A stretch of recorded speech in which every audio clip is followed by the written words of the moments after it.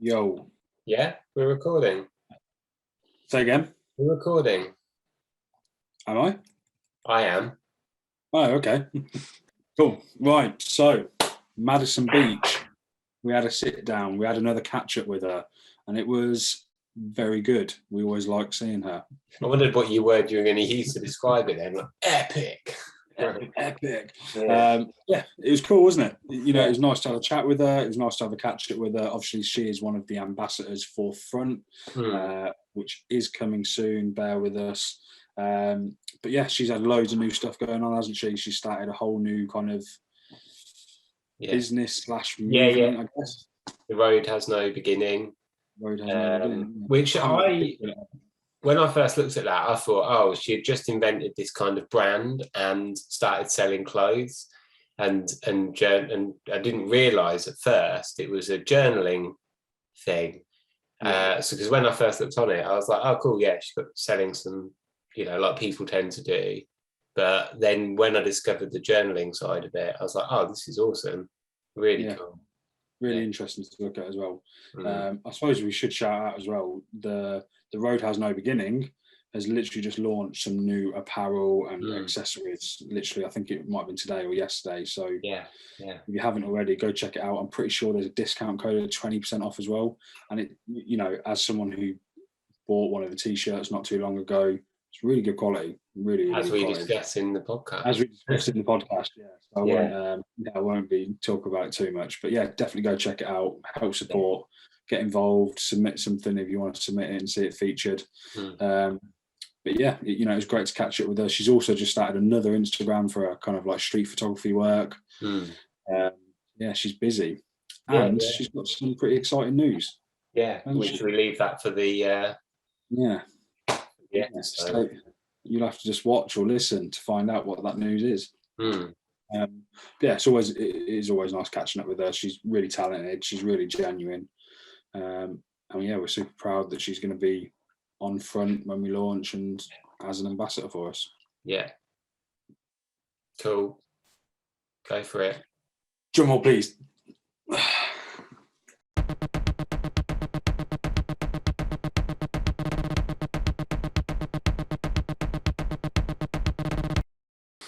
Hello. You're right. How you doing? You all right? Yeah, I'm good. How are you guys? Luke was just saying that he's paranoid that you only think he's got one item of clothing because he's only got one item of clothing. Well, I do wear this jumper a lot, but also we've recorded a podcast on our own today and we've recorded 2 other intros for other videos, and I've just been wearing this every time. I'm like... I do the same. If you go through all my videos, I go between like 2 outfits. Where me, however, what's this? What's this? Oh, that's so awesome. Yeah, I thought I had to rock my own one today. I was trying to find it. And do you know what? This is going to embarrass Luke, but we were talking about clothes. Like I was telling him when I got it ordered. I was like, oh yeah, I'll wear it on the podcast when we talk to Madison.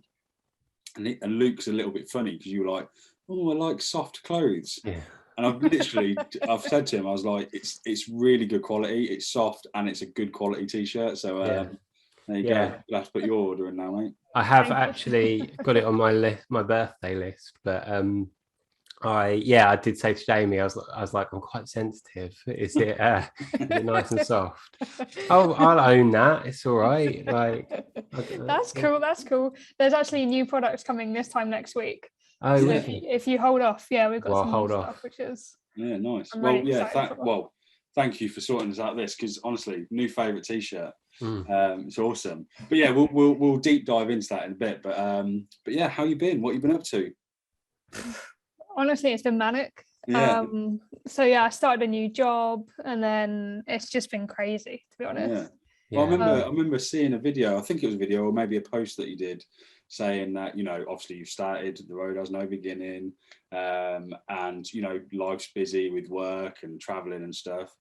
And then you announced today you got a new Instagram. So I was like, oh, one more thing to add to the stress level. Honestly, I decided that about like 10 a.m. today, and then did it at like 10:30. No, wicked. Nice. Like, I was like, I should probably think this through because like it's a bit of extra work. But I was like, no, it's a great idea. I'm going to do it. Yeah. Just to yeah, so I've clarify, just you've gone still for got your main Instagram page. Yes, still got my main one. Yeah, but you've added a new Instagram page, which is Madison Street Photos. Is that right? I think, yeah, Madison Street Photos, and it's just going to be all my street photography. So it'll be a mixture of film and digital. Yeah. Because sometimes people get a bit funny if I put digital on my main one, because I'm mainly known for film. So I'm like, right, I'll separate the two, and then just mentally it's easier for me as well. Yeah. We have messages like, honestly, pretty much every day saying, oh, do you only advertise film? And we're like, no, we are lovers of photography, but we personally shoot a lot of film, so it comes across like we're just film supporters, but no, not at all. Like, it doesn't matter if you're shooting film, digital, it's art, isn't it? Yeah. I was going to ask, did you have to put a lot of thought into like weighing up the pros and cons of starting a second account? But apparently not. Just I don't know. I probably should. I'll regret it in like a month's time. But I love street photography, and I shoot a lot of it, and I don't get to share it, and it just sits on my laptop. So I was like, I might as well create an account where I can share it. Yeah, I know you said in your post that during the kind of first lockdown that we had here in the UK, that you were, you kind of refound your love for street photography, because it never really goes, but it's dependent on what you're doing on a day-to-day basis, right? Yeah, for sure. But I had that exact experience when I came to Brighton, and because I was trying to, obviously we've been heavily concentrating on front, getting that going and stuff, and we've been shooting different things. And then when I went to Brighton, there was no pressure, because I was just there on holiday with my missus, a couple of days, and I was like, yeah, I'm gonna make a conscious effort to shoot street. But I didn't even have to make any effort. I just really enjoyed it. Do you know what I mean? And being somewhere different, it was like, I'm not worried about bumping into anyone that I know, unless it was you showing me up. Do you know what I mean? I really enjoyed it again, and it made me pick up some old photo books, look through them, and I was just like, I've definitely missed doing this. Yeah, no, I get it, because I never do it in Brighton. I rarely do street photography in Brighton apart from during lockdown. But whenever I go to London, I'm right. I walk around for literally hours. Yeah. And I could do it in Brighton, but I just don't get the same kind of inspiration. It's from where you are, we're exactly the same where we are, but to the point where me and Luke are like, should we drive to London tonight? And for us, it's a hour and a half, 2 hour drive. I mean, we could go to like Birmingham or Manchester, I guess, but we've definitely got that bug back of wanting to go somewhere just to walk around for a bit. Whether you take one photo or 500 photos, it'd just be nice to go somewhere like that and get the inspiration again, wouldn't it? Yeah. It's just being off your front doorstep, isn't it? Like you say, you go to Brighton and you love doing it, and when you're there every day, you're like, oh god, same old literally. Well, I think the same thing. Like, I step out my door and there's like a field, and you're like, oh god, boring field. But for someone who lives I'm like, there's a field there. So cool. I don't know, it's weird. Even when last time I was around at yours and we went for a walk, I was like, oh, this is wicked, look, there's a river. And you're like, right, brilliant. To be fair, that did kind of spark me to think. I still haven't done it yet, but Madison, if you're up for this, I'm going to ask people to do it. Try and make just a little video. It doesn't have to be anything special, but you have to either shoot a roll, or I don't know what the rules will be, but maybe, I don't know, maybe 10 photos, but you've only got half an hour to shoot them from doorstep back to your doorstep, because people never ever think where they live is any good. But like I said, you came round and you're like, you got loads of spots around here, and I did the same at yours, and I think it will make people think, well, you can go out and practice photography on your doorstep. Do you know what I mean? Yeah, that's I don't know. Maybe it'll be a whole challenge thing. Yeah, no, like one of my lecturers at uni, he would only let you do projects in your suburb or wherever you left, because he was like, you have to find a story where you live. You can't travel all the time to be inspired. And I was like, I totally get it, but I still struggle. It's hard, isn't it? Like, I get the method and the madness, but it's still hard. Yeah. I go and walk my dog in the morning or in the evening now, and I'm like, oh, there's a caravan there. Like, that'd be cool. Or do you know what I mean? I'm like, I'm not even concentrating on walking the dog. I should be, but I'm constantly. He's like, oh. Yeah. You go, mate. But yeah, I don't know. So yeah, I I just want to challenge myself to do that. But then I was like, oh, maybe I could set a challenge for other people that are better than me. But I don't know. We'll see. But yeah. So yeah, what else you been up to then? I did my first photo walk this year. Awesome. Is that from the video that you posted recently? No, I haven't made a video yet on this one. Okay. It was arranged by Analog Wonderland, who I know you know very well. Yeah. And it was a women's only photo walk, and it was the first time I've ever done it, and it was awesome. Like I literally chatted for probably like 4 hours and I did one roll of film. That was it. But that was the fun of it. Like I haven't seen people outside my circle for like 2 years now. Yeah. And I met people who I've known through Instagram for like years, and it's so weird. Yeah. Because I'm like, you look like your profile picture, but you're a lot taller than I thought you'd be. Yeah. And it was just, it was awesome. And yeah, just wandering around the streets of London, just chatting about film. It was It is nice to connect with people. Like I don't know if you guys are the same, but I always feel like when you go out and like, you know, one evening I'll be like, well, I'm going to go into my local town and I'm going to walk around and I'm going to take some photos for an hour. But there's like a sense in me that gets scared to do it almost because you're on your own. But as soon as you've got one person or more people with you, you have this sense of confidence where you're like, yeah, I'll walk up to that person and take a photo, but you'd never do it on your own. I don't know if that's... Yeah, no, I take way more risks. If I'm in like a group of people taking photos, they're like, oh, they're just a load of film geeks, it's fine. Yeah. And I'll ask people for their photograph. The confidence goes up. Yeah, definitely. Yeah. Because you said it about me, didn't you? Because Luke was like, oh, you know, you go up to someone and ask them to take a photo. Yeah. I probably wouldn't do it on my own. I mean, I should, but I don't know. Yeah, you do have a... it's weird. I had to do it for a project, but I said I'm doing it. I'm going to take portraits and landscapes, and I'm going to Spain. It was for my master's, and then I got there in the middle of Spain. I was like, oh no, I've actually got to do it. Like I've said I'm going to do it, so now I've actually got to ask people. Yeah. And it took me like an hour. Like people were just going past, and I was like, and then I did one, and then I kind of like got the bug. I did loads. Yeah. Were you having to ask them in Spanish as well? No. That would have been awful. Yeah. Everyone would have said no. I was just like pointing at my camera, like. Oh right, okay. And then normally I just show like my Instagram or something, so they know I'm not like some weirdo. Yeah. Well, we were actually talking about this not too long ago. I think we might have spoke about it in one of the podcasts, just like me and Luke talking. Because I went through a stage for a while of just carrying around a little book that I got made. Just in case my internet dropped or something like that. But, you know, thinking it would give me the confidence to go up to someone and say, can I take a portrait of you or whatever it might be, and have this little book with me that I can, you know, it's tiny. I haven't even got it with me, but, you know, it's just a small little book that's got 20 of my photos in it. They're not even that good, but I think if I showed that to someone, I did actually show one person, but not in like a big-headed way. It was more of a, you know, it's like proof. That's not a bad idea. I'm not just being a weirdo and taking a photo. Do you know what I mean? But I don't know. That's not a bad idea. Yeah, it gave. I can't remember who I stole that idea from. I think it might have been. It was either Joe Greer, really randomly. Yeah. Or, it was someone on YouTube. Yeah, it was. You know, it was a YouTuber of some kind. But it was. You know, it was an awesome idea, and I went and got it done, and it did give me. It kind of made me feel like I've got like a bit of a weapon in my pocket in terms of. Bit of a safety blanket, I guess, but especially if you're shooting film, because you can't show people. You can't be like, I took your photo, look, I've been taking photos.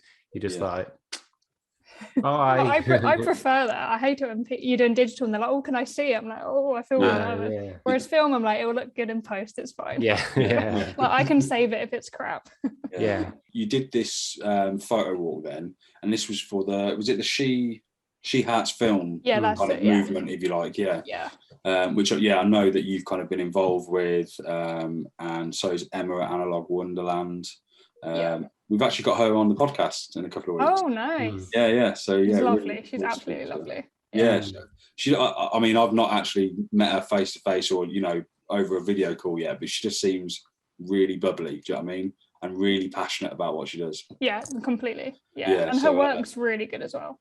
Yeah. Oh, yeah. Photography's amazing. It's like a combination of stuff, and you're like, oh, just good. Yeah. And now she's got an in with Analog Wonderland, and you're like, now she's got unlimited kind of resources. There I am, like, should I move to High Wycombe? Yeah. I did actually speak to Paul when he advertised a job, And I was just like, yeah, definitely. I can definitely do that with no experience at all. But, I've developed photos like twice. I'm like, I'm good. Yeah. So that's cool. Have you got any more plans to do any more photo walks like with that kind of movement? They said they're going to create some more, but they're going to try and go all around the UK. So I'm hoping it's like kind of near to me. But someone travelled to London all the way from Leeds like that morning for the photo walk. So she'd been on the train since like 5 a.m. and I was like, oh, you're showing me up. Yeah. I only had to get up at like 10. I was like, okay. So I'll definitely go to it. But also London Camera Project. He does them like every month now. So I'm going to start going to those again. Awesome. We'll give that a link down below. So they're really good for more like-minded people, I guess. It's nice that people started doing them again. Like I did one when I got my first camera. Someone bought me for my birthday a photo walk, and it was really weird because everyone was shooting digital and I was shooting film. So I was like, just have a look at yours and sort of see what you're doing.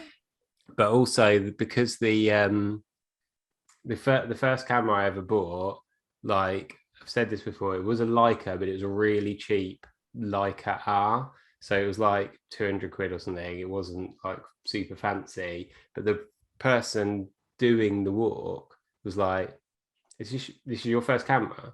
I'm like, yeah. They were like, it's a Leica. I'm like, yeah, okay. And she was like, well, what, did you inherit it? And like, no, I just bought it. And they were like, that's a really expensive camera. I was like, honestly, it wasn't. And then we had this kind of like... Before you even knew about the Leica M6 or M3, and you're like, oh yeah, I can't even pronounce it, to be fair. Yeah, I was like, is it Leica or Leica? I don't know, I just got it, I just bought it, like, do what I want. But I was like, I had a couple of £100 and I bought a camera, and I thought, actually, I've got a bit of money to put towards it. I'll get something that's like slightly better than an entry level, whatever. But yeah, there was a slight sort of edgy kind of ness to our interactions over the morning. And I was like, oh, I just bought a camera, sorry, didn't realize it was a thing. But now obviously I know that there's a lot of people are really down on it. There's a lot of groups on like Facebook and stuff, because like I said to you, Luke, we like, I joined a couple of like, we're from Northampton, right? So joined a couple of Northampton photography groups. Yeah. But there's stuff posted every day and it's really, really good. So, if you are listening to this, watching this, go on Facebook and have a look. Have a look at a few groups, because there are people out there who are thinking the same as you, who want to go out and shoot and they don't have the confidence to do it on their own. So you should definitely do that. And as Madison said, it's good fun. You meet like-minded people. And, it's not even about necessarily getting the best result photos. It's about kind of meeting people, connecting. And, if you can get some good photos at the end of the day, then that's a bonus, isn't it? Yeah, there's literally no competitive edge to it at all. When I went to my first one, I went with like my Pentax K1000 and I was really like, oh, it's like a beginner camera. And I went and loads of people had Leicas and everything. But there was no judgment at all. Like no one cared. You just talk about film all day. And it's basically networking, making new friends. It's not, photography kind of comes secondary on like these photo walks. Do you know what I was trying to convince my missus the other day, because basically someone bought us like a Virgin Active voucher where you can put it towards kind of hundreds of different things. And we were looking through it earlier, and there was a wildlife photography experience, and it was like someone shooting an eagle sort of thing. And I nearly said to her, I was like, oh, we should do that. But then I was thinking I'd turn up, there'll be 20 people there with cameras with a 400mm lens on, and then there's me with a little point and shoot 35mm camera.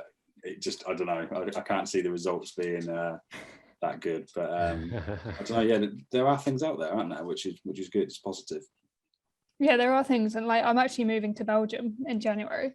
Okay. So like I'm already thinking, how am I going to connect with like-minded film photographers? But I guess I'll go on Facebook. Try and find a community. Awesome. Wow. So can you talk a little bit about that? Is that top secret news? Or? No, I've told work, so it's fine. Oh, okay. No, I work remotely, so I'm very lucky I can work from anywhere. So I'm just going to do a bit of slow traveling. So I'm going to move to Belgium in January and then just work south down through Europe. Awesome. Okay. and just So you sort of haven't take like bought a advantage. house there or anything like. It's just like you're going to go live there for as long as you kind of want to live there. Yeah, it'll be like 3 months because of Brexit. So it'll be Yeah. like 3 months in Belgium, and I'm thinking Croatia, and me and my friend are just gonna travel Europe for a bit. Amazing. Wow. That's so good. A couple of my friends actually went to Belgium and Croatia, and they did, correct me if I'm wrong here, but they're obviously there for a couple of weeks just kind of on holiday, but they wanted to see as many sites as they could. But wasn't a lot of like Game of Thrones filmed there or something like that? It was, but I've never seen it. No, do you know what? It's really annoying. I've only watched the first 2 seasons, and then the end of season 2, I actually went traveling for like 6 months, and I came back, but I missed season 3. And I went around with my friends, and we started watching episode 1 of what I thought was season 3, but it was actually season 4. And I'd missed this whole season. I was just like, what's going on? Like, I've missed it. So then I never end up watching it, to be honest. But I don't know, I should go back and watch it. Yeah, I've watched like the first episode like 3 times. And Yeah. then I'm like, oh, I'm going to get into it. And then I just never do. And then by the time I tried to get into it, there was like 8 seasons, whatever. And I was like, oh, I don't have the time. It's 2 years of your life that you've got to commit to watching it. Yeah, literally. Or whatever it is. It's no. But yeah, I mean, I've heard they're beautiful. I've unfortunately never been to them, but I've heard that they are beautiful places. I've seen that they're beautiful places. But yeah, that's awesome that you're doing that. That's definitely a kind of a leap, so to speak, isn't it? It is a bit, yeah. I've only just started telling people, but we've been thinking about it for a while because my friend does remote work as well. Yeah. And we're like, we're never going to have this opportunity again where we're both working remotely, got no responsibilities, like just going to go for it. Yeah. It's really What's cool. the plan? Kind of wake up, do your work for the day, and then the rest of the day is yours. Yeah. That's amazing. That's really, really good. Yeah, that's really good. So like slow traveling, is that like a phrase? I've never heard that before. I don't know. I just keep telling people that. I just made it up because they're like, oh, where are you going? And then I'll be like, oh, I'm going to be there for 3 months. And they're like, oh, you're not really moving there, but you're not really like traveling. So yeah. I just imagine the photos you'll get as well. Didn't even think about that then. Yeah, no pressure. No pressure. Yeah. Yeah, I know. I'm already like, what cameras do I take? Yeah. Like, do I buy film there? Can I buy film there? It's like, I was thinking about this the other day. So I'm going snowboarding in January with like my girlfriend and her family. And I actually used to run like a little snowboard shop in a village near me. So I've got like a snowboard and the equipment that I need. But then I was like, I only really need a backpack because my snowboard bag holds my snowboard and all my coats and stuff like that. So I only need a backpack for a couple of t-shirts and a couple of pairs of jeans, pants, whatnot. Yeah. But then I'm like, oh no, I need a camera bag now as well. Right? So I've got to take at least 5 cameras that I'm not going to need. But I don't know. So then I'm like, oh, maybe I should take a suitcase. But I don't know. It's a weird one, isn't it? Do you actually take photos like while you're snowboarding, or is it like just? I'm going to attempt it, to be honest. I'm going to attempt it. But, no, I don't know. But I just feel like I won't have the opportunity to go to the top of a mountain and take some cool landscape photos in my head. Do you know what I mean? But then I want to take my medium format camera, which is an RB67, the biggest camera on the planet, just shy of being a lad for. Yeah, so I'm like, well, no, I definitely can't take that up the mountain with me. So I don't know. I don't know. We'll see. But the photographer in me is like, I'm going to France. I definitely want to document it as much as I can. But I don't know. It's hard though. Yeah, because I'm like, do I actually want to live, or do I want to take photos of me living? Like that balance I find like really difficult. I've always liked your definitely your photos, but I also like the videos because the videos that you put out are very, very relatable. Even though we're not kind of in the same city or town or anything, I still get the sense that you're kind of just documenting your life. Do you know what I mean? Which they're not high end, they're just it's a document, and it's just me chatting about film photography basically. And the passion's there, but I also get the sense like you might be doing something one day and it's just like, oh yeah, I'll document this, or you'll go, I'll document this, nothing's come out of it, no pressure, no video, but if something comes out of it, then you're like, yeah, I'll share that, why not? Do you know what I mean? That's so true. I didn't used to be like that. I used to be like, right, I planned on getting a video, so I'm going to make a video. But now I'm like, well, if it's crap, I'm not going to put it out. Yeah. And if I don't put out any photos for a month, does it really matter? Not really. Less of a schedule and more just getting the passion back to go out and do it. And which is really against, like, I'm such an organizer. I'm like, right, every 2 weeks a video will be out, so I'm going to be shooting the film for the video 2 weeks before this, so then I get them developed, edit. I'm like, Nah, it's just not sustainable. So now I'm aiming like one video I'm proud of at least a month, and then I'm happy. Yeah. Well, we were saying this because, like, obviously, me and Luke, we effectively work 9 to 5, but what we work, do you know what I mean, as well as doing front. And we're like, we want a podcast once a week. That's the only kind of goal that we've really set, isn't it? To do a podcast once a week. Yeah, and then a video. Well, we were going to try and do a video a week, and then we realised that's just impossible. So now it's just kind of a video. I guess once a month, once every couple of weeks would be cool. But we're not going to put a schedule on it. If we've got a video that we can put out, we'll put it out, and then hopefully in the future we can be a bit more, steady with coming out. But mind you, if you're saying that it doesn't necessarily have to be like that, why the unneeded pressure? Then why do it? I guess. Yeah, like it definitely affects like the algorithm and stuff of YouTube, but also you can't second guess it. Yeah. So I was just like, some videos do well, some don't, and normally the ones you're a bit iffy about do really well, and the ones you're really proud of get the lowest views. I'm like, actually, I'll just do stuff I'm happy making and I'm proud of making, and then that's cool. I'm happy. We thought about that about Instagram the other day. We were talking about the algorithm and the mystery behind it, because obviously since it got announced that it's no longer a photo sharing app or whatever it is. I missed this. I just saw people posting about it, but I actually missed. Well, yeah, I think I went back and watched it, but I missed it by a good week or so, and it's now trying to compete with what's the other one? TikTok. Yeah, it's just more geared towards video, isn't it? Which you kind of think like, just be your own thing, be a photo sharing app, because why not? But they've got investors and stakeholders that they've got to please, I guess, and it's all ad revenue. So they just need more people on it and more people watching more stuff. So they'll promote, they think our video is the way forward over photos. But so it's just like, what's the point? Just use TikTok if you want that. That's my... Yeah, they don't have to be the same. Yeah, but we were saying this. I would pay, $4.99 a month or whatever it is to have old Instagram, to have chronological order, and follow, actually see the people that I follow, because and that's why we really try and promote people using our hashtag, the front photography, because it's the only way we can truly see your work and not miss it when scrolling. So even people that we're following, if you're using a hashtag, we're gonna see your whatever you've tagged us in. But unless everyone's doing it, it's still kind of, it doesn't matter if you've got 10 followers or 10 million, you're never going to see everyone's work in order. So I don't know, it is a... But there's that new app that we were looking at. I don't know if you've heard of it. It's called, what's it called? Glass. And so I'd recommend having a look at it. You have to pay, but it's free for like 2 weeks. And at the moment, it's like 25 quid for a year, or £5 $4.99 a month or whatever it is. And I think it's going up to like 40 or 50 pounds a year in a couple of months or something. But you can try it out for free for 2 weeks, and it is what Instagram used to be. So like, there's no ads, you just see a chronological order of everyone you follow, and then no likes as well as that. But you don't even see the name of the person whose photo it is.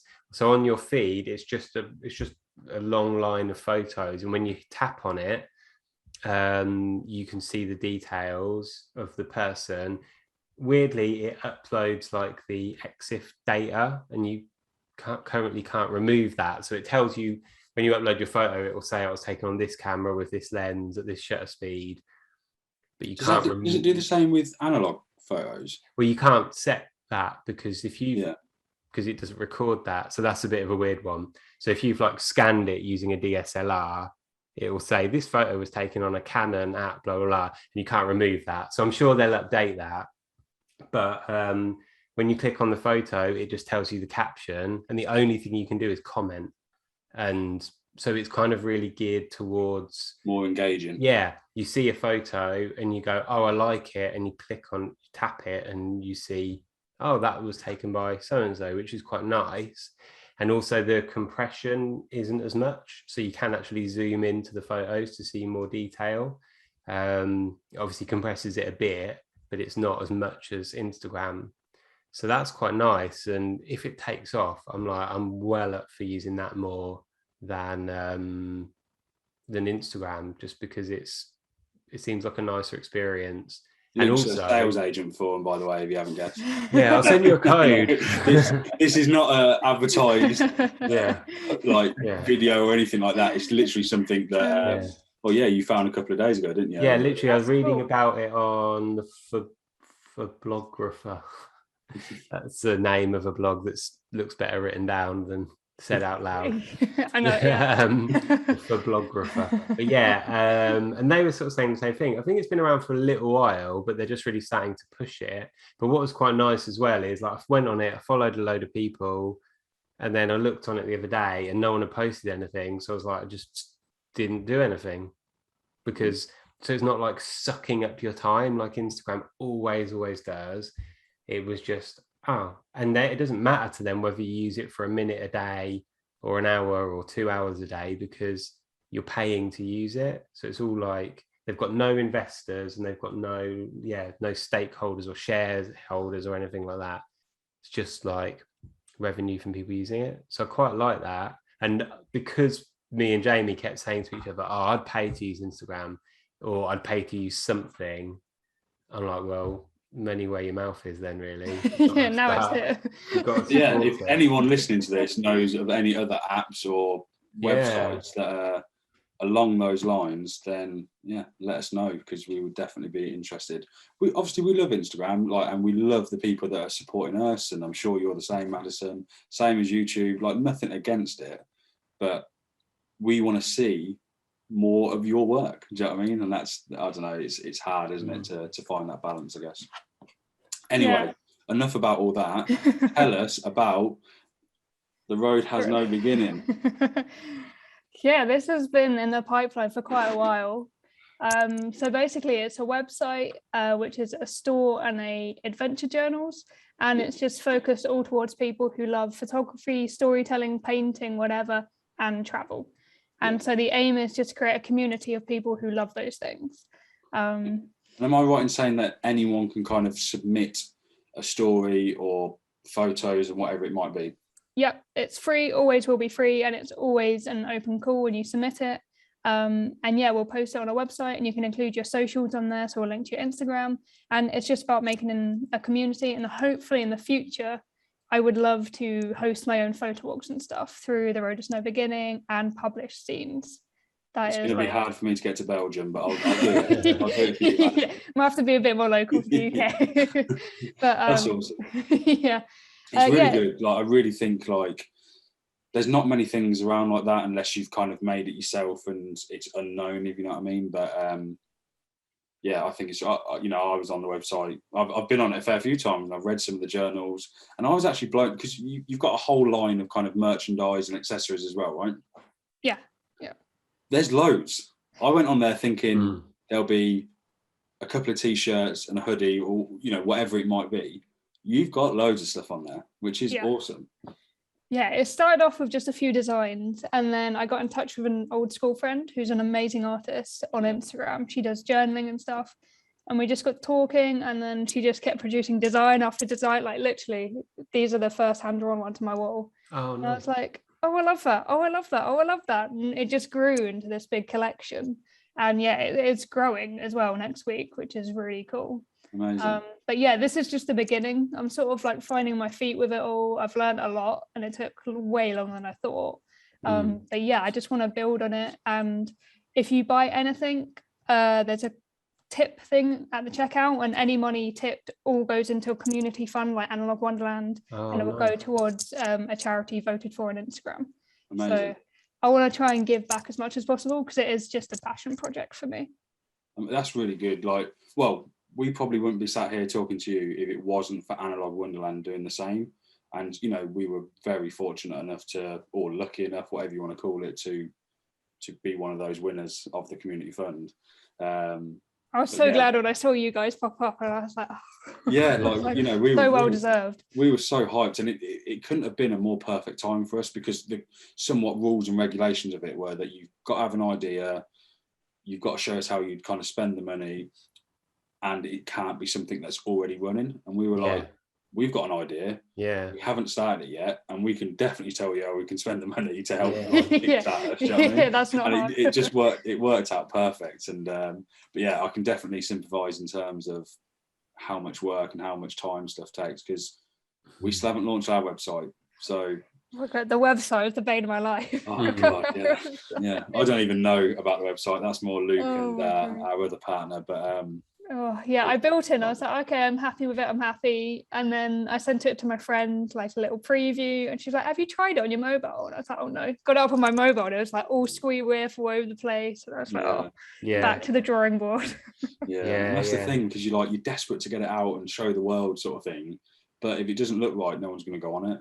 It is a pain, isn't it? But yeah, I mean, to be fair, the website looks awesome. I really enjoy going on it. It's simple to use, which is always what you want. Easy to navigate, and the journals that you put up there so far are really, really good. Cool. I'm glad to hear it. There's a lot more coming. I think off the back of that, like my own kind of personal Instagram or whatever, I've gone on and followed quite a few people. I can't remember the guy's name that was on there, but I'm sure we'll drop a comment or whatever it was. But yeah, there's some awesome work coming out there, and to read about them rather than just see a photo and kind of swipe past it, it's really interesting to kind of find out more about other people. Do you know what I mean? Yeah, that's what it's all about. It is sort of more of an old school blog, I guess, where people can submit to. But yeah, it's all simple, and just trying to get people connect a bit of their love of all things travel and storytelling. Yeah, that's really good. I guess you get a lot of people that are from that kind of maybe don't travel as much. Do you know what I mean? But it's still great to hear what they do and why they do it. And yeah, literally every time I say this, I'm like, when you talk about adventures, it could literally be a local walk. It doesn't have to be climbing a mountain or like going on a plane. It can be anything, what just gives you a bit of joy. Doesn't have to be moving to Europe and traveling. Don't follow my advice. So, but am I right in saying, I think the last time we spoke, you hadn't long been moved into your new place? Yes. So you're just sacking that off, and you're like, I'm going to Europe. Yeah, that's great. Yeah, I'm moving out of this place quite quick. But I just sort of thought about it and thought, why not? Yeah, you've got the opportunity to do it. Yeah, I did that. I was at a job. This is like, I don't know, 7 years ago now. I was in a job. I was getting paid, money that I was kind of comfortable with, and I kind of saved up for somewhat of a deposit of a house, or nearly there. But I didn't want to do that. I wanted to. I was just like, well, I'm going to be still working the same job in a house that I now own. So I was like, I'm going to go traveling, and I did. And I never regretted anything, not one thing at all. I'm happy to hear that. It'd be bad if you did regret it. So the only thing I regret is not taking a camera with me. Well, I wasn't as into photography then as I am now. But that's the beauty of photography, right? You can pick it up, put it down, or use the camera as much as you want. Yeah, I went to Japan and the only thing I took photos on was my phone, and that's like my biggest regret. It was like my old iPhone. Yeah, but I suppose you've got to stop thinking what if and just kind of be there in the, as deep as that sounds, be in the moment, enjoy it. No, it is true, and also it just gives me an excuse to go back. So I'm like, I have to go back with film now. So all the designs then of the kind of products. I'm going to keep doing that. I absolutely love this. And, all the accessories and stuff like that. So that was done by an old friend of yours. I can't remember her name, but she is on your website as well. In Terry. The profile. So, Terry, Terry. Yeah, she's amazing. So she done all of the designs then? Yep. I just said, like, with this one, I was like, I want mountains, road trip, car. And she's like, yeah, I got it. And I was like, okay. Yeah, that's awesome. And she's amazing. And I'm super happy. Is there anywhere that you can buy a print of hers? Well, if only Front was around, maybe she'd have a profile on there. That's a very good point. Yeah. She does have an Etsy, which I can send you the link for. She does have an Etsy. Awesome, yeah, because we can leave a link down below if anyone's interested, because it's awesome artwork. I think it's a great design. We want Front to be welcomed by not just photographers, but artists, illustrators, designers, whatever it might be. Yeah, if you can make a print of it. Yeah, if you can make a print of it, you can have a profile on it. So that's awesome. Yeah, but yeah, so I didn't even think about front then when I asked that question. I was like, she could definitely have a front account. But yeah, cool. Anyway, back to the podcast. Yeah, sorry. So back to your kind of job then, if you like, because hasn't that changed recently as well? Yeah.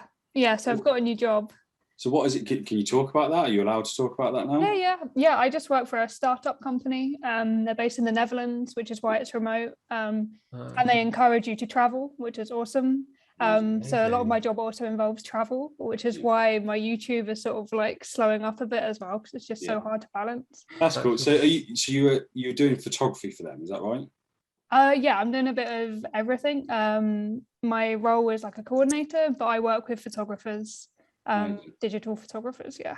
Because I see you like in various locations, like big locations like football stadiums and whatnot as well. So which is cool, right? Because you get to kind of have access to that kind of thing. Yeah, it was surreal. Yeah, I was at Man City, which was crazy. Yeah, training some photographers, and you're just there eating your lunch in the stands, looking around. There's no one there. It's like, this is so weird. You're like, I should really take this moment in, but it's just really weird. Yeah, because I think I sent you a message, didn't I? Saying like, that's amazing that you're there. Like, you know, I personally don't know anything about football, but to be able to have the opportunity to go somewhere like that is still great. Or, you know, regardless if it's football related or not, but it's still cool that you've got the access to those kind of venues, if you like. And I guess you get to meet new people and learn new things doing that. Yeah, I mean, I'm easy to please. They're like, oh, we'll pay for your travel to Manchester. I'm like, wow. Like, compared to my previous jobs, like, I would never have that. So I just got to explore Manchester for like 4 days, which was amazing. It was kind of like a bigger Brighton. Yeah. And it was awesome. So, and you're going traveling with a friend, is that right? Yeah. And does she work at the same company then, or? No, she works in insurance. Oh, okay, but she like an adult job. Yeah. That's what I've got. I've got an adult job. Yeah, I'm just here at like a startup. Like nothing really matters. No, she's got a proper job. Oh, that's awesome. That's really good. But she's also just works remotely, so she can work wherever she wants. Yeah, fully remote. So yeah, we're just like, wow, there's kind of no reason not to. Like, yeah. To be fair, there's a guy at the company that I work for who, because we work remotely now, he's just moved to Poland. Like, you know, for whatever reason, way of living or life or whatever. He's moved there. I think in his contract he has to come back once every 6 weeks or something for a week, but he can book like a flight for like 2 o'clock in the morning that costs him 20 quid. And being like, fair enough, it's a bit of a trek, but you know, longer than your normal commute, but you can kind of come here easy enough, go back at the weekend, and it's no big deal sort of thing. You stop at family, but why not? People are doing it, aren't they? But, like, it's weird. It's really weird. It's just all these people like, oh, I can now. Like, should I? And the world has changed. Like, the world will have changed because of COVID. But there's kind of good things that come out of it, I guess. It's weird to say, but there's new ways of working. There's new ways of living. There's new work-life balances. People have experienced what it's like working from home and don't want to go back. So that should be encouraged, I think. Yeah. It's so nice if companies are like taking that on board and actually doing it. I think there's a lot that aren't, and they're just like, no, back to the office. I think it's usually the ones run by like older blokes who are just like, nah, I just want everyone in the office, and then I can see what you're doing, and but it's not the way forward, not at all. I think it relates as well. Like, we were talking about this to our last guest, Josh Astrop, in our last podcast about like mental health and like work-life balance and stuff like that, and you know, the benefits of photography within mental health. That's kind of what we spoke about somewhat. But I think just in general, if you can be in a happier place in terms of what you're doing and where you're working, that does help your mental health, which in turn helps your work-life balance, and you're more positive, you're ready to get up in the morning and go out and do what you need to do, regardless if it's work or you've got a day off. I think that's a good thing. It's important. For sure. Yeah. And I think like not many good things have come out of COVID, but one good thing is bosses been like, oh, you can work from home. Oh, you do the same amount of work. Oh, you're actually a bit happier. Yeah. And also like they're going to save on office rent. yeah. Well, I was saying this. So like for me personally, I work probably harder at home because there's a part of me that has the fear of someone who's not like my boss, for argument's sake, saying, "What have you done today, Jamie?" So I work harder, produce more work, and plus I've got no distractions around me. It's not like I can just go, turn around and talk to, a colleague, unless you're on like a meeting or something. So I'd probably do more work, which stresses me out less because I've achieved more, if you know what I mean. Yeah. So do you feel I appreciate it's different jobs and different scenarios and stuff. Do you feel like they're more likely to ask because you're working from home then? No, but I think initially it was the fear. Do you know what I mean? So so the fear that they would be, because if you're in the office, they're less likely to come over and go, "What have you done today?" Because they can see that you've been there.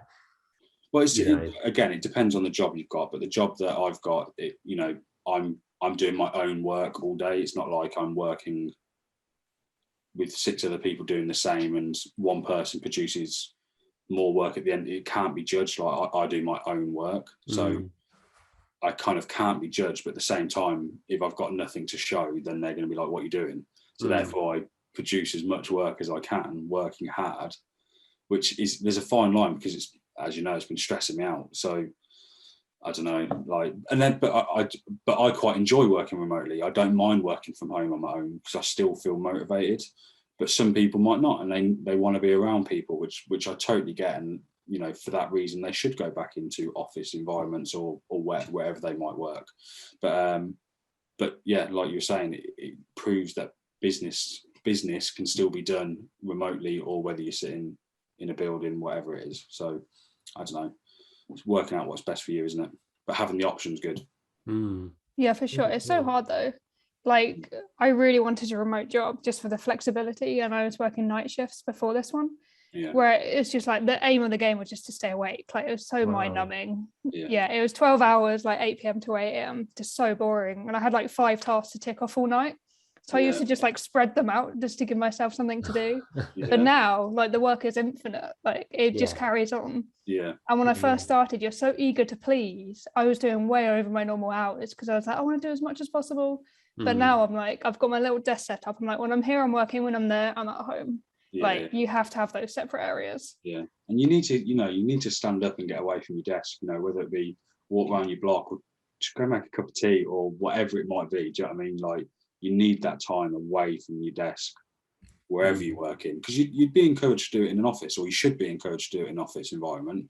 Or if you work in like retail, for argument's sake, you get breaks because you need that time to kind of readjust, don't you, and then get back out there, get your motivation back. And it should be the same at home. You can't work 8 hours a day flat out without losing your mind. Do you know what I mean? No, and that's what I was doing at the beginning. 12 hours a day, 8 to 8 as well. That's what I was doing at the beginning. And then I joined a gym, and I'm so stingy. I was like, if I'm paying for it, I'm going to go. So now like, I actually take a proper break in my day, and I'm like, oh, now I feel better. And you work better as well. Yeah, definitely. And I feel like when you're working remotely as well, you can, I'm guessing for you, this works well. You can kind of work when you want, give or take. Like, if you've got to be somewhere at a certain time, that's understandable. But if you fancy doing a bit of work at 7 o'clock at night because you want to have a lay in the next day, you can somewhat do that. It depends on the role you're doing. But I don't know, some days I have like back-to-back meetings, but some days, it's super flexible. And I am way more productive in the evening. Like, when I first wake up, it takes like a good few hours for me to actually be productive. But in the evening, I do it and I enjoy it way more. Yeah, see, I'm the opposite. Like, but this proves the point, right? So like, I would rather get up and start work almost straight away, finish early, and then can kind of switch off and enjoy the rest of my day. But I don't know, like, I would be considered one of those annoying people that's an early bird. So I can get up all right. So I will get up and I'm like, yeah, let's go. This day's going to be good. And then I finish work at 4 o'clock and I'm like, I hate my life. I'm so tired. yeah. I'm just ready to go to bed now. But I don't know. I've always been all right with getting up in the morning, but that's not a good brag, is it? Claim to fame, you can get up. I mean, it's better than me. I cannot wake up in the morning. It's awful. I wake up every morning, I feel like I've got a hangover. I'm just like, I need like an hour laying in bed. I'm the same. Horrible. You need an hour just to think about life. So have you got any kind of videos that you're working on at the moment then, or is there going to be somewhat of a shift on your YouTube channel, would you say? Or is there going to be like a series that you're now going to document because you're going, traveling? Honestly, I've not thought about it actually in terms of YouTube. I thought about it in terms of photography. Yeah. So it should be October, got a new zine coming out. Awesome. And then, so I'm aiming to do sort of like one zine a year because I really love it. Yeah. And that'll be published through The Road Has No Beginning. Awesome. And I also want to start publishing other people's work through it. That's the main aim. That was going to be my next question. Like, do you think you'll be in a position where other people can get zines done through The Road Has No Beginning? Yeah, and I'd love to do like a community zine, so we have like one theme and people submit images. So that's on the horizon. But YouTube, I really haven't thought about it for when I go traveling. I want to kind of keep it consistent because I really enjoy what I'm doing. But I guess it probably will be more travel themed as well. That's cool though. I like that because I know that you do like making the videos, and some of the videos they're all good. Don't get me wrong, but some of them like when you cover certain subjects, I find myself watching them, even if it's not necessarily related to me. Do you know what I mean? Like, a good example of that, Sophia Carey, our other front ambassador. Yeah. She put a video out the other day, which is all about kind of like your finances being like.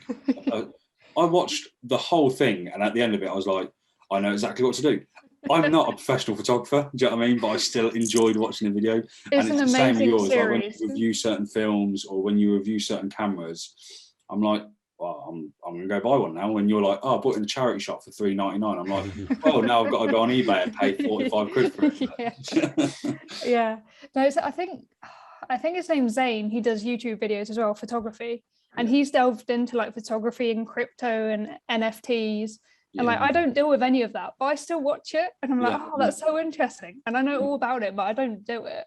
And it's we were the talking same about as NFTs Sophia. this morning, weren't we? Yeah. I did wonder if it was going to be a thing that took off for photography like a little while ago.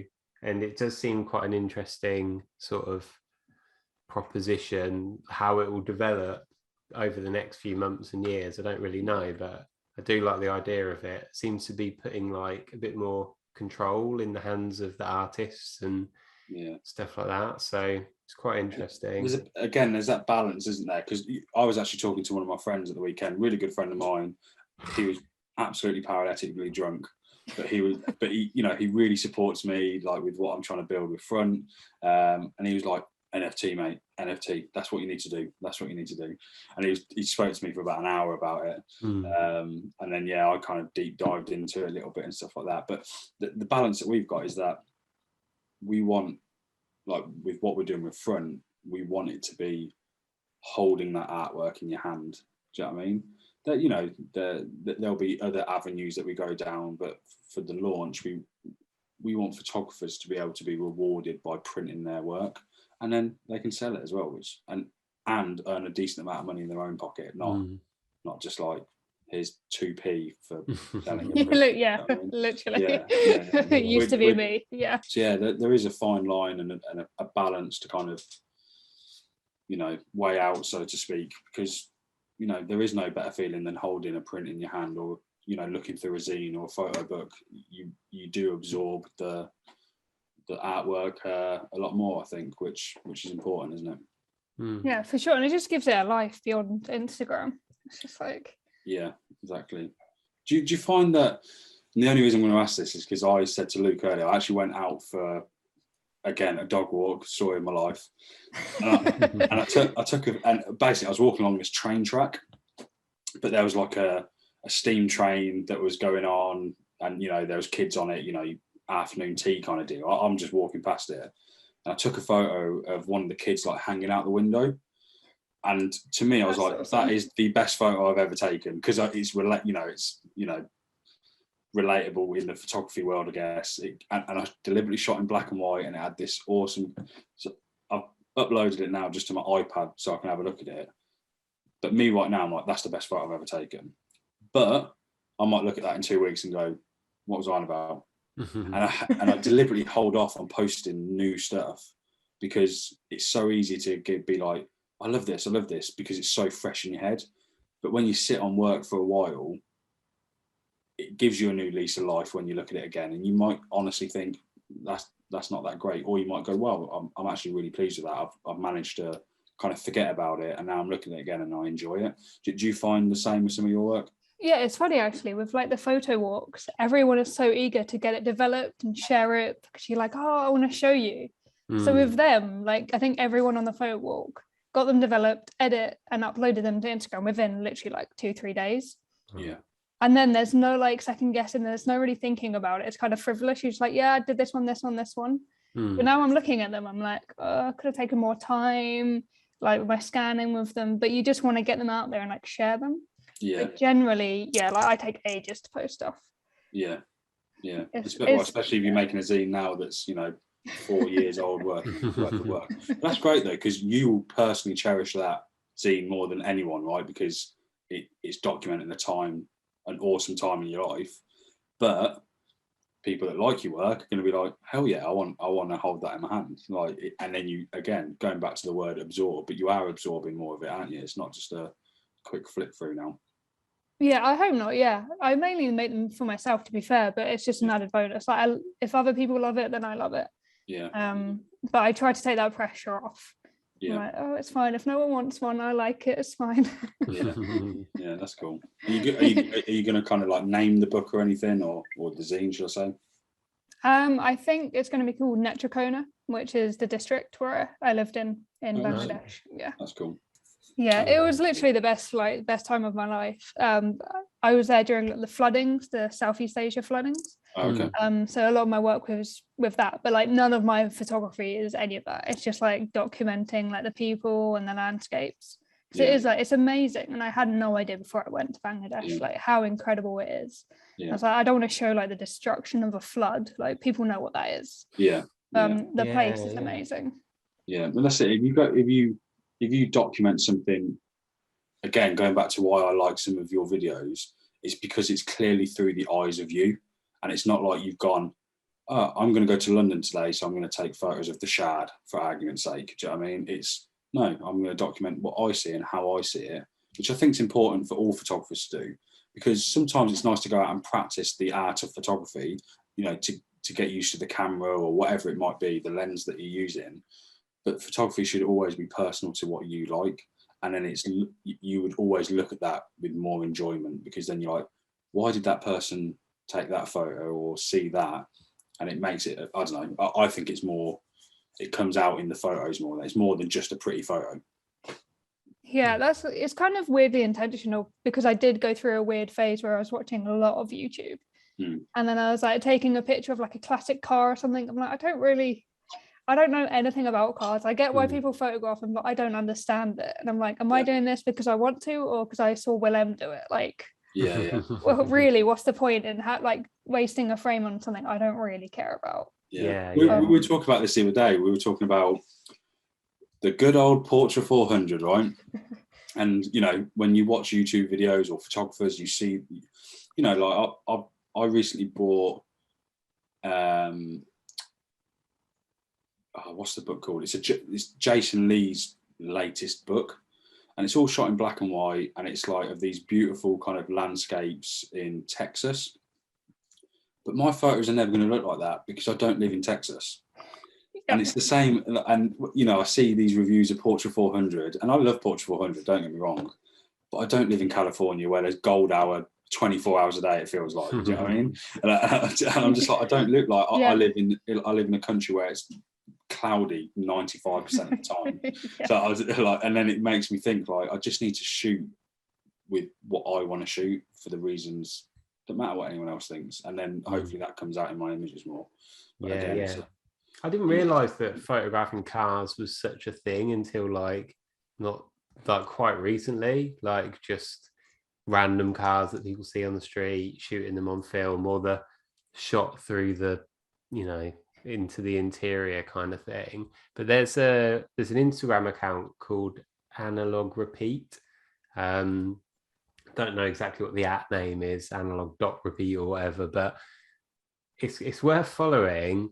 But it's quite funny, but it's kind of like a bit depressing sometimes. But basically the person who runs it will just screenshot a grid of like photos from a particular hashtag or searching for something, and they're just all photos, the exact same photo, all shot on film, and it'll either be like of a double exposure of a woman with a neon sign in front of her face, or a particular street in LA shot on film, and it's always taken from the same angle. There might be like someone skating past or something, but otherwise it's the same photo. And it's sort of, I'm guessing, started as a bit of a piss take, but it's kind of like an interesting thing to follow, just to see like, oh, there's a few of the pictures on there. I'm like, yeah, I've done that, but I don't think I did it because I saw other people doing it. I just did it because it's like quite a natural photo to take, like a photo of a car. When we took some photos of some cars, me and Jamie, but only because we bumped into some people when we were out for a walk and they had like some old cars. I think you felt that burnt out car that we saw the other day. Yeah. I guess the burnt out car is like another one that people probably do a lot. But if you see a burnt out car, you're gonna take a photo of it. Yeah. The photographer in you still wants to shoot that photo, right? Yeah, of course. Again, that's like, even if you've seen it a million times, you want your own version of that. But then you spend a little bit more time on that location. Maybe you might see. You'll get a different vision of it. But but I have a bit of a problem with people telling other people what they should. Probably a lot of people do, but like saying, oh, you shouldn't take this type of photo. We've talked about it before, but especially when you're like fledgling photographer, you learn your craft by like copying other things and seeing a photo thinking that's cool, I'm gonna go out and look for an old car or a particular street in LA and take that photo. But that's how you kind of develop. So there is that side of it where I think, it's just kind of probably putting people off just taking photos.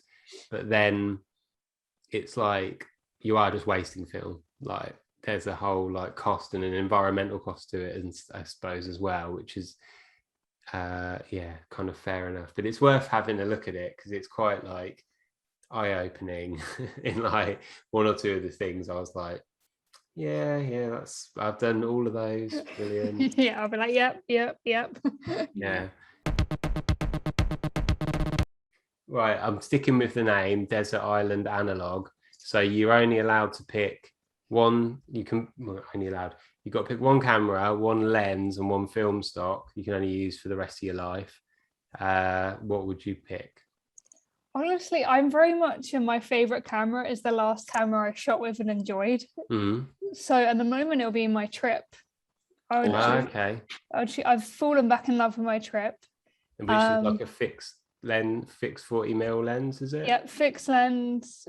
Don't have to do much. Nice. Like the most basic rangefinder. I don't know what film I'd shoot. I think I know what you'd shoot.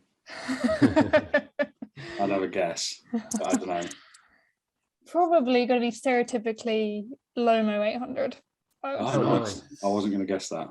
If it was a desert island, then probably not. But if it was just one film that I'm shooting for the rest, it'll be Lomo 800. That's cool. That Lomo photo that you posted, I don't know, it might have been a couple of months ago now. I think it was of like a boardwalk or something. You was at I don't know where it was. But when I saw it, and obviously knowing that you're from Brighton, I instantly thought of like not the aquarium, but like I don't really know where it is. It's up the coast a little bit outside of Brighton. But I don't know if I was right or wrong on that guess. But that's what it reminded me. Maybe the marina, Yeah, is it the marina there? I can't quite remember. The marina's like, just. Yeah. But yeah, I remember seeing that photo and you saying it was from the Lomo film stock, and I just thought it looked amazing. I think we actually shared it on our page, didn't we? But yeah, that stands out as one of my favourite photos you've taken, to be fair. Yeah, no, I haven't shot Lomo. I didn't shoot Lomo 800 for ages. And Lomo, I can like give or take it, to be honest. And then I shot it and I was like, oh, all right, 800, I like it. Yeah, I never realised it was such a thing. Like I bought loads of it at the photography show like 2 years ago because they had a little stand. And I was like, oh, I'll just buy some film, pick something. And it was kind of cheap. So they had it on offer. I bought loads of rolls of it. And then since I've sort of found out about it properly, I'm like, it's always out of stock. People love it. People like really rave about it. And I was like, for ages, I had about half a dozen rolls just sat in a box, like not doing anything. So I was like, oh, okay, I should probably shoot them. and it is really nice. It looks cool, has quite a particular look, doesn't it? Yeah, I've literally shot it once and that's it. Mm. Because I had it in my fridge for ages, shot it, and then I was like, oh yeah, I like it, I'll get some more. Can't get any more. So I was like, all right, one time only. But if I'm on my desert island, then I guess it's infinite. Level 800 I can shoot. Yeah, exactly. Yeah, infinite. There you go. So do you feel like, so I know we touched upon your kind of like future videos, if you like. Do you think you'll maybe step away from maybe reviewing film stocks or cameras or whatever it might be, and maybe go, obviously because you're not going to necessarily be in a position where you can just get stuff sent to you, and maybe the videos will be more about where you are or what you're doing? Yeah, I think so. And also I did one on the environment and how film photography affects it, and I really enjoyed putting that together. Yeah. So I think maybe I might do another series on that and sort of delve into it a bit more. But yeah, I think it will be more travel based, more like photo walk based, more like practical than reviews. Yeah, I like that, because like me personally, when a lot of the photographers that I follow on YouTube or whatever, don't get me wrong, I love seeing the review videos and stuff like that, but it's also nice because you've kind of committed time to watching them.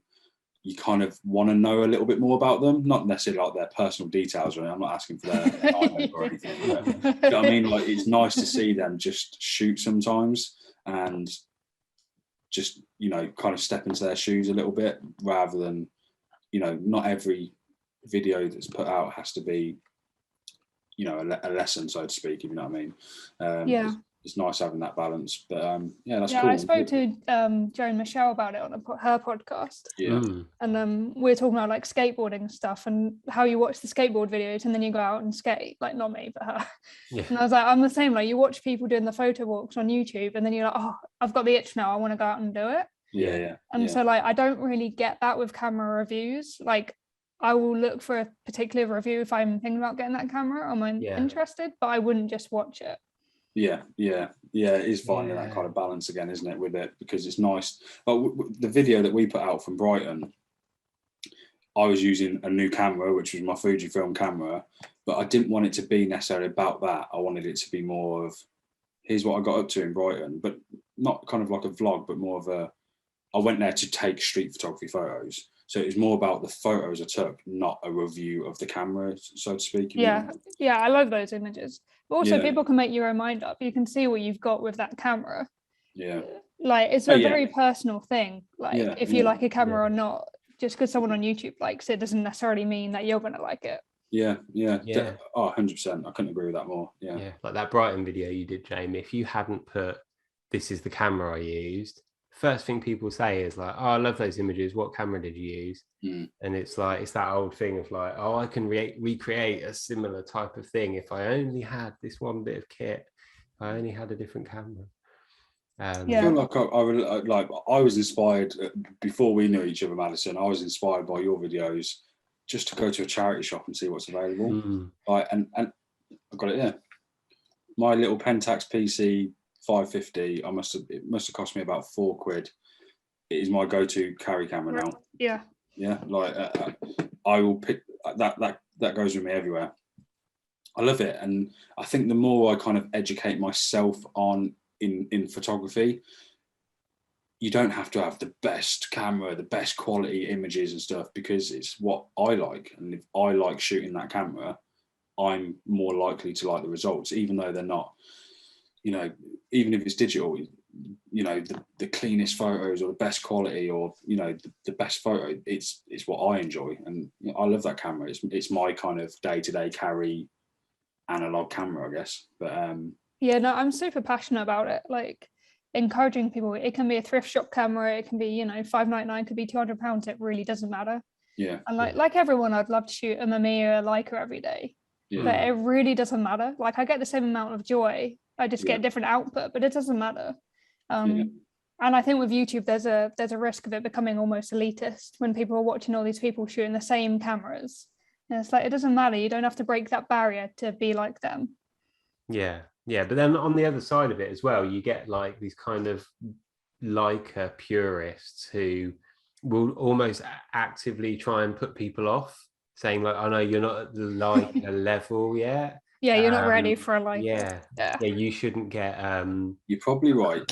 Who was it? Yeah. I'm a bit shit. But like, who was it who said that there was someone who said they were buying a Leica and they'd spoken about it on their YouTube channel that was like quite popular, and they had messages from people saying no, like you shouldn't buy it, like you're not ready for it. Buy the lens, buy like an M mount lens, but get a different body and stuff. And you're like, well, to be honest, it's more the lens that makes the photo than the body when you're talking about film anyway. So what's that got to do with anything? But it's such a bizarre, like, who would go around telling people? I'll have to go through my maybe companies like Leica, and again, like I will have a Leica if someone wants to give me one. I will shoot it. Same. Don't get me wrong. Yeah, but if you're, again, the more you kind of know about photography or educate yourself on photography,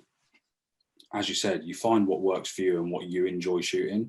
But let's say you're new to photography, and I'm not saying I'm an expert by a long shot, but you know, when I started getting really into photography, I was like, I'm going to take better photos with a £6,000 camera, when really it's not true, because it's not always about the quality of the photos. It's about the experience of using the camera. Again, digital, analog, it doesn't matter. It's the experience you have of taking the photos and seeing the results. So like, I know that this camera doesn't produce the best quality photos, but I like them. So I'm going to continue shooting it until I decide one day, like, oh, maybe on to something else. But then the photographer in me still wants to pick up every camera and shoot every camera that's available. So I don't know, it's a... and I'm like, oh, if I want to sell it, it needs to be the best quality possible and all that. I bought my Fujifilm camera and I justified it in my head. I was like, well, I'm going to sell my Ricoh GR and I'm going to buy the Fuji because I need a bit of money towards it or whatever. Found the Fuji, a really good deal for it, bought it, and I'm like, yeah, I'm going to sell my Ricoh now. Still got it. Still got it. You know what I mean? And I'm like, oh, what? And I'm doing a wedding next year, and I was like, well, I need it for that. I was like, should I keep the camera? It's still worth a couple of £100 or something. Like, I should probably sell it. And it's hard to let go, isn't it? Yeah. I always get to that point where I'm like, well, what's the point in actually selling it? It's not really worth that much money. And like, yeah, like do it with lenses. I don't really use that lens anymore. I'll swap it for something else. And then you buy the new one before selling the one you've already got. And then there it is. I'm just waiting to be sold. It's not good. I said to myself, I was like, I'm going to only shoot one camera for the next 6 months. And the next day, I was going out to shoot photos. I took that and I took a digital camera with me. And I was like, well, there's 2 cameras. That's one too many already. Do you know what I mean? I should go out and try and just shoot one, I think. It's easier said than done, isn't it? I genuinely don't think I've ever sold or given away a camera. I think I just hoard it. Yeah, I just hoard all of them. Like I've got ones I'm not shot for years. I'm like, oh, maybe one day I might go back to it. Like I didn't enjoy it the first time around, but you never know. That's even worse if you didn't enjoy it. No, I've got a broken one. I'm like, oh, I'll get it fixed one day. I'll get it fixed. And it's like a 35mm with a folding lens. Yeah. Oh, and the folding lens is broke. So I'm pretty sure it's a complete goner. But I'm like, oh, one day I might get it fixed. And that was like 2 years ago. Yeah, that's awesome. Is there anything you want to give a shout out to, promote, talk about, words of wisdom, like we said before? Probably just road is no beginning. The road is no beginning. Your new Instagram account. We're going to drop links. Oh yeah, I forgot about that. I timed that well. And Terry's Etsy. I'll send you Terry's Etsy. She's an amazing artist. Yeah, cool. That's it. Yeah, well, go check out The Road Has No Beginning. It really is good. It's inspiring. It's more than just, the products are awesome. It's more than just the products. It's more than just the photographs. It's the stories behind them, and it's well worth supporting. So and please get involved and submit your own stories. It's free. Yeah. That's not just to us, by the way. That's to everyone who's listening. Anyone listening or watching. But yeah, thanks for your time, Madison. I do really appreciate it. And thank you. Maybe next time we'll be talking to you, you'll be in Europe. When is it you're moving again? January. Amazing. Yeah, that'll come around quick. Yeah. Awesome. Yeah, I know. I'm a bit worried. I need to sell all my stuff. Awesome. Yeah, thank you so much. Thanks for having me, guys. Really appreciate it.